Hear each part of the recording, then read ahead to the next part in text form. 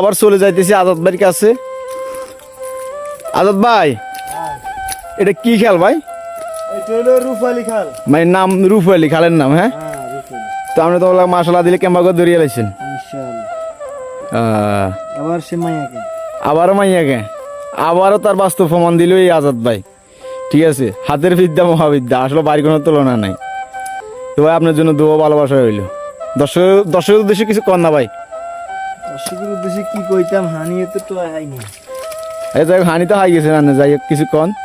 দর্শক আমরা এরকম মনে করেন ফ্রেশ দেখাই দিই দর্শকের। আচ্ছা দেখেন দেখেন, তাহলে তো আর ভালো হয়েছে।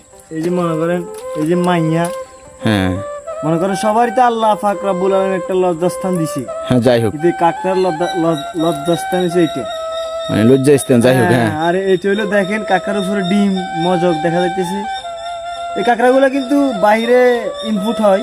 হ্যাঁ, এই আমরা ধরি, আমাদের ছোটকালের বিদ্যা অভিজ্ঞতা আছে, এটা আমরা ধরি ইনশাল্লাহ। যাই হোক, আমাদের জন্য দোয়া করবেন, আমাদের ভাইয়ের আইডিটা ফলো দিবেন, লাইক কমেন্ট শেয়ার করবেন ইনশাল্লাহ। ইনশাল্লাহ।